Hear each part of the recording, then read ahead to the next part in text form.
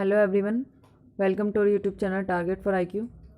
देखिएगा, आप सभी को मालूम है कि बिहार जुडिशरी जो एग्ज़ाम हुआ था 31 बिहार जुडिशरी का, उसका रिज़ल्ट आ चुका है मींस का, है ना। तो संभावना ये जताई जा रही है कि जैसे ही इनके इंटरव्यू कंप्लीट होते हैं बिहार जुडिशरी के, तो उसी के तुरंत बाद बिहार एपीओ मींस की परीक्षा भी ले ली जाएगी, है ना। तो अभी हमारे टारगेट फॉर आईक्यू पे आप लोगों को पता ही होगा कि लास्ट ईयर भी जब ये एग्ज़ाम होने वाला था अगस्त में, तो उस टाइम पर टेस्ट सीरीज़ कंडक्ट कराई गई थी हिंदी मीडियम इंग्लिश मीडियम में बहुत में, है ना।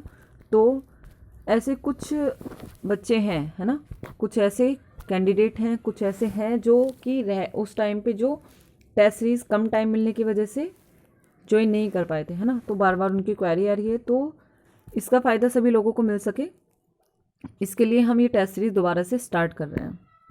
तो ये एक डेमो है, टेस्ट 4 है, देखिए, है ना, प्रिपेयर है। तो ये एक डेमो है कि किस तरीके से हम लोग क्वेश्चन पूछते हैं, किस तरीके से क्वेश्चन चेक होते हैं, क्या होता है ना। तो टाइम दिया गया होगा जैसे 3 घंटे का, टोटल मार्क्स 150 का होना है। सभी क्वेश्चन के जो आंसर होंगे, जो उसमें नंबर मिलेंगे, इक्वल होंगे, ठीक है। अब देखिए, पार्ट 1 में डिवाइड है, क्योंकि आपको पता ही है माइनर एक्ट का जो पेपर आता है उसमें बहुत सारे लॉ आते हैं, जैसे कि क्या क्या होगा, भ्रष्टाचार अधिनियम होगा, SC/ST एक्ट होगा, पॉक्सो एक्ट होगा, दहेज प्रतिषेध अधिनियम होगा, गोला बारूद अधिनियम है ना। तो ऐसे कई एक्ट हैं। तो भाई क्या करेंगे कि सभी क्वेश्चन तो वो सभी से पूछेगा, ऐसा तो है नहीं कि कहीं से छोड़ देगा, कहीं से पूछ लेगा, है ना कहीं से एक, चाहे एक एक क्वेश्चन पूछेगा, लेकिन पूछेगा ज़रूर, ठीक है। तो इसी तरीके से हमने इसे पार्ट में डिवाइड कर लिया, जिससे कि आपको आने वाले टाइम में कोई भी प्रॉब्लम ना हो, आप हर एक पोर्शन के लिए तैयार बैठे हों। क्लियर? चलिए स्टार्ट करते हैं, क्वेश्चन देख लेते हैं। फर्स्ट है कि निम्नलिखित पर टिप्पणी लिखिए, कोई दो। देखिए, मैं फिर से क्लियर कर देना चाहती हूँ कि ये हिंदी मीडियम में होगा, है ना। ये हिंदी मीडियम इंग्लिश मीडियम के बैच दो हैं, वो दोनों अलग अलग हैं, ठीक है। तो ये जो सीरीज़ स्टार्ट होने वाली है 15 फ़ैब से स्टार्ट कर रहे हैं, जिससे कि 15 फ़ैब से मार्च तक, जिससे आपका अच्छे से रिवीजन हो जाए, ठीक। अगर अप्रैल मई में जब भी एग्ज़ाम होने वाला हो तो आप बहुत अच्छे से प्रिपेयर हों, ओके। तो देखिएगा, टिप्पणी लिखनी है, शॉर्ट नोट लिखना है, किस पर, गोला बारूद पर, आयुध पर और प्रतिषिद्ध आयुध पर, दो पर टिप्पणी लिखनी है। डेफिनेशन जो दी हुई होगी बेयर एक्ट में, तो वही क्या है, इसके ऊपर उसके ऊपर शॉर्ट नोट लिख सकते हैं, उसके बाद में आप उसे एक्सप्लेन कर सकते हैं। क्लियर?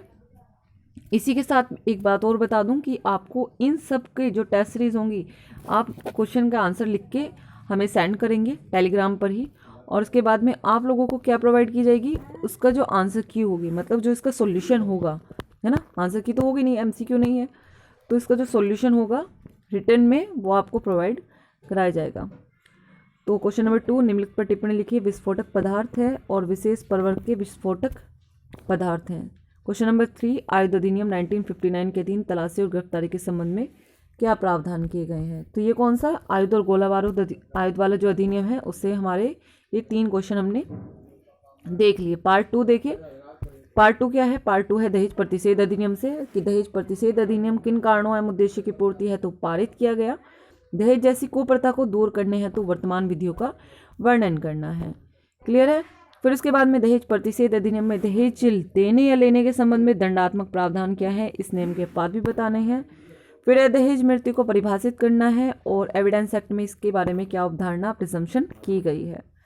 फिर है भाई पार्ट 3, पार्ट 3 में भ्रष्टाचार अधिनियम से रिलेटेड है, कि एक पंचायत सचिव भ्रष्टाचार निवारण अधिनियम की धारा 13 से पठित भारत दंड संहिता की धारा 120B 409 468 के तहत दाखिल मामले में अभियुक्त है। सभी मामले में विवेचना जारी है कि वह सेवानिवृत्त हो जाता है। उपरोक्त धाराओं के तहत आरोप पत्र दाखिल किया जाता है। अब धाराओं के रिगार्डिंग हमें बताना है कि संज्ञान लेने की अनुमति के संबंध में अभियुक्त के द्वारा तर्क उठाया जाता है। अब निर्णय देना है कि संज्ञान लिया जा सकता है या फिर नहीं लिया जा सकता है। क्लियर?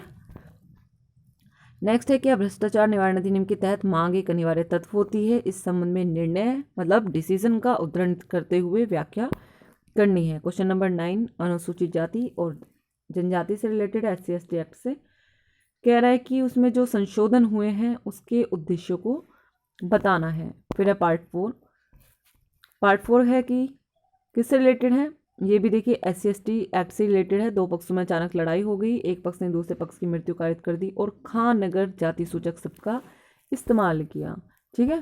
तो अभियुक्त को धारा 304 पैरा 2 के साथ साथ अनुसूचित जाति एवं जनजाति अत्याचार निवारण अधिनियम के अंतर्गत घोषित मतलब भी दंडित किया जाएगा या फिर नहीं। पॉक्सो एक्ट से रिलेटेड है, देखिए प्रवेशन लैंगिक हमले को परिभाषित करते हुए दंड के प्रावधान को बताना है।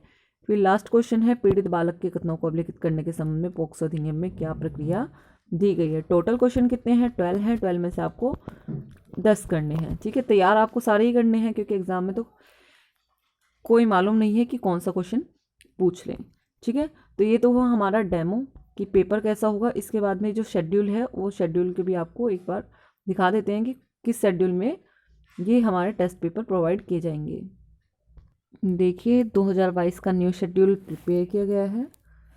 सबसे पहले क्रिमिनल प्रोसीजर कोड के टेस्ट पेपर 2 प्रोवाइड करेंगे। एक होगा 15 फरवरी 2022 को और दूसरा होगा 20 फरवरी 2022 में, ठीक है। अगर आप लोग चेंज चाहते हैं, ऐसा नहीं है कि अगर आप सीआरपीसी के बाद अगर आईपीसी का देना चाहते हैं तो आप वो मैसेज करके बता सकते हैं, कोई इशू नहीं है। इसकी जगह आईपीसी का रख लिया जाएगा।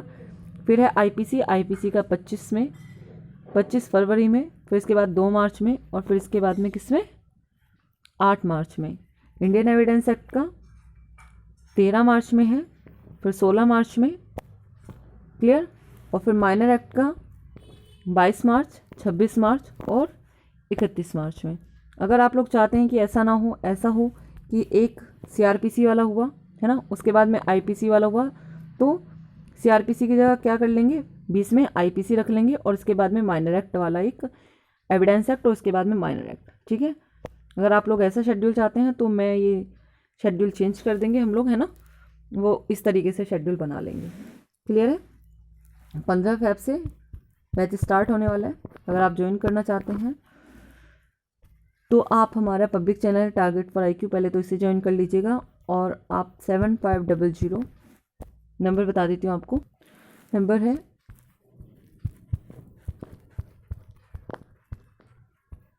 7500110314, ठीक है। इस नंबर पर कॉल कर सकते हैं, व्हाट्सअप कर सकते हैं और आपकी जो भी क्वेरी हो उसे ले सकते हैं। और फीस से रिलेटेड जो भी जानकारी होगी, मतलब इसकी फ़ीस क्या होगी, है ना, वो सब जानकारी भी आप कॉल करके ले सकते हैं। बाकी डिस्क्रिप्शन में डिटेल दी होंगी। Thank you so much.